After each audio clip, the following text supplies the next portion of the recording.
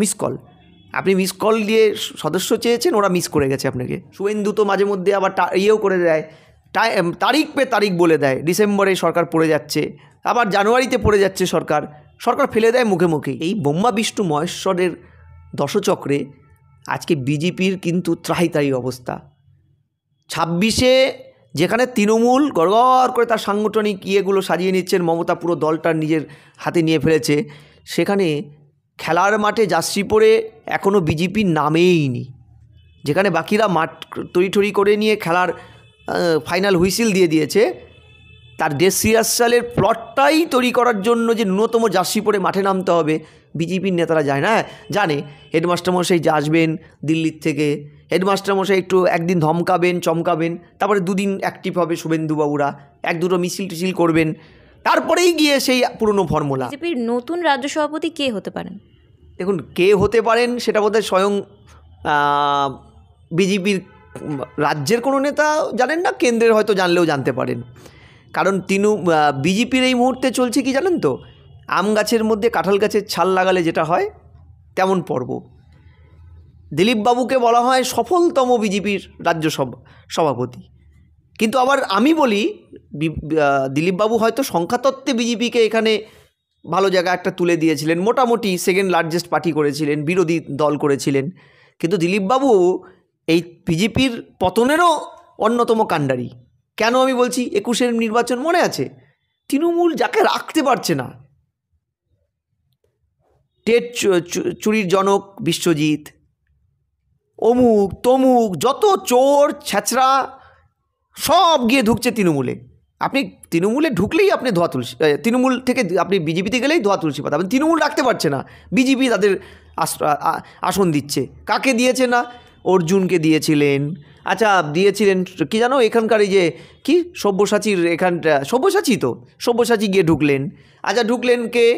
মানে উত্তর থেকে দক্ষিণ, কোচবিহার থেকে কাকদ্বীপ, মানে চোর ডাকাত, পকেটমার, ছিচকে চোর, কাটমানি, টেট চুরি, গরু চুরি, কয়লা চুরির হেন লোক নেই যে তিনি বিজেপিতে দিয়ে করছেন। আমার প্রশ্নটা হচ্ছে, সো হোয়াট, তাতে কি হচ্ছে? দেখুন, বিজেপি একটা মতাদর্শগত দল, অর্থাৎ আমরা পলিটিক্যাল সায়েন্সে বলি বিজেপিকে ক্যাডার বেস পার্টি।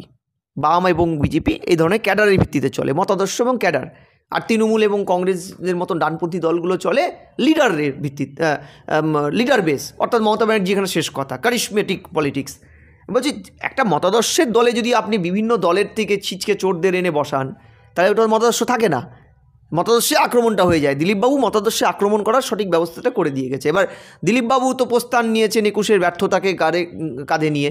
এবার যারা বসে আছে, একজন বিজেপির আদি সুকান্তবাবু, আর একজন আছে তৃণমূল থেকে আসা কে শুভেন্দু, আর সাইডে আছেন, মাঝখানে পড়ে গেছেন স্যান্ডউইচের মাঝখানে আদি আরএসএসের দিলীপবাবু, অর্থাৎ ব্রহ্মা বিষ্ণু মহেশ্বর।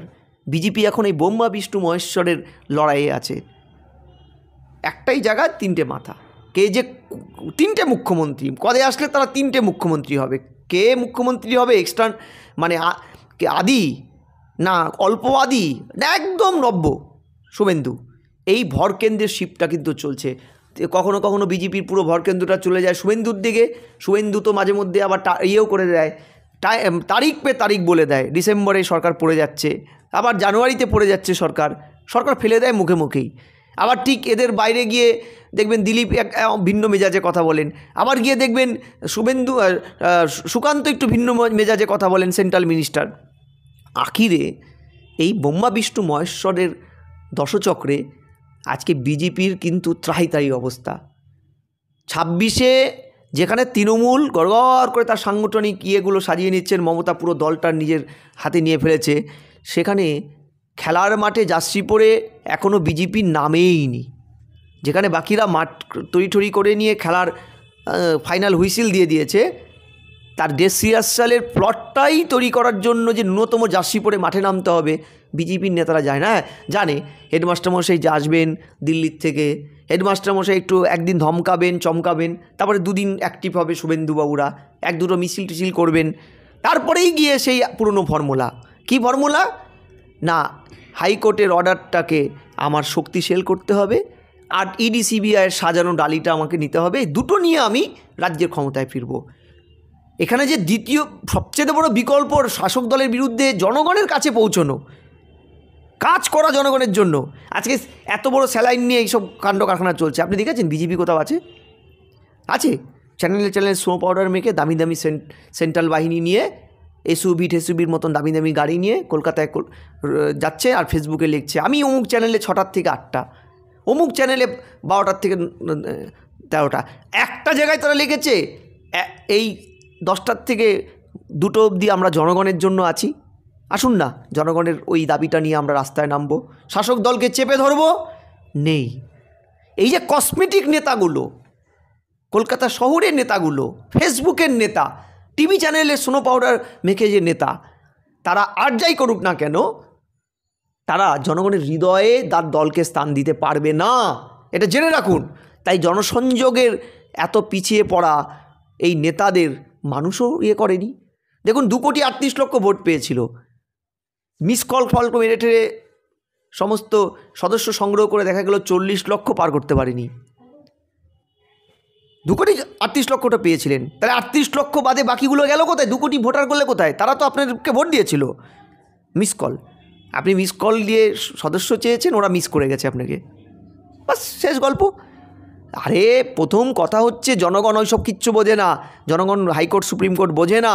জনগণ বোঝে দিনান্তে তার কোন সরকারি সুবিধাটার জন্য কে তার জন্য লড়াই করলো, ন্যূনতম তার একটা রাস্তা। আপনার তো 18 জন এমপি ছিল, এখন সেটা 12তে ঠেকেছে। আপনার এই এমপিরা, আমি দায়িত্ব নিয়ে বলছি, ওরা অভিযোগ করে শাসক দল করতে দেয়নি, সে করতে দেয়নি। এই 18 জন এমপি 5 বছরে পশ্চিমবঙ্গে কী এমন প্রকল্প করেছে আমাকে দেখান তো, দেখান। আমি আপনার সামনে চ্যালেঞ্জ করছি, আপনার চ্যানেলের মাধ্যমে। আমি বিজেপি করি না, তৃণমূল করি না। তৃণমূলের যথেষ্ট আমি একদম সক্রিয় বিরোধিতা করি তার অন্যায়ের, তৃণমূলের চৌর্যবৃত্তির। আমি তারপরেও প্রশ্ন করছি বিজেপির নেতাদের যে 18 জন এমপি থাকার পরেও আপনি জনগণের জন্য এক নিমিষে 18টা এমপি, 42টার মধ্যে 18টাই আপনার, সম্ভবত কংগ্রেসের ছিল 2টো, প্রায় সমান সমান বিরোধী। তাহলে আপনি কি করলেন যে জনগণ পরের নির্বাচনে আপনাকে 12তে নামিয়ে দিল? আপনি তো বলতে পারবেন না এই যে চুরি হয়েছে ভোটটা, পার্লামেন্টের ইয়েতে সেন্ট্রাল ফোর্স দিয়ে ভোট করেছেন। অন্তত আপনার কোনো নেতা বলেনি সার্বিকভাবে লুট হয়েছে। হ্যাঁ, লুট হয়েছে কিছু কিছু জায়গায়, সেটা এমপি ভোটে খুব একটা ফ্যাক্টর হয় না। এই যে প্রশ্নগুলো, এই লাখ লাখ টাকার প্রশ্নগুলো কিন্তু আনরিজলভ। এখন তো নতুন তথাগত বাবু সকাল বিকাল বিষোদ্গার করে যাচ্ছেন। কে যে পদে বসবেন ব্রহ্মা জানে, সেন্ট্রালের নেতারাও জানে কিনা আমি জানি না, ঠিক আছে? এই ব্রহ্মা জানে আসল কর্মটা কার দ্বারা হবে, কে সম্পাদক হবে। দেখুন কি হয় না, দেখা যায় আবার এটা এই পদ নিয়েও 26-এর ভোটের আগে অবধি লড়াই চললো নিজেদের মধ্যেই, ঠিক আছে? 26-এ মহাশূন্যে নেমে যাওয়ার পরে হয়তো হুঁশ ফিরল, নাও ফিরতে পারে, তাই না? বিরোধীরা তো বলেই বৃহত্তর কনস্পিরেসি, রাজ্য তোমারা সেন্ট্রাল হামারা। জানি না এটা সত্যি কথা, আমি মানি না, কিন্তু আমি এইটুক মানি পলিটিক্স হচ্ছে সম্ভাবনার শিল্প, পলিটিক্স হচ্ছে একটা সিরিয়াস ইন্ডাস্ট্রি। সেই সিরিয়াস ইন্ডাস্ট্রিতে বিজেপি কেন সিরিয়াস হতে পারছে না আমি জানি না। একদম ছেঁড়া ছাতা দিয়ে তারা নিজের গা ঢাকতে চাইছে বৃষ্টির থেকে, রোদ্রের থেকে। আরে ছেঁড়া ছাতা দিয়ে মূর্খের দল, বৃষ্টি রোদ্দুর থেকে বাঁচা যায় না, তার চাইতে ছাতাটা সরিয়ে ফেলুন। জনগণের কাছে আসুন, জনগণের পাশে দাঁড়ান।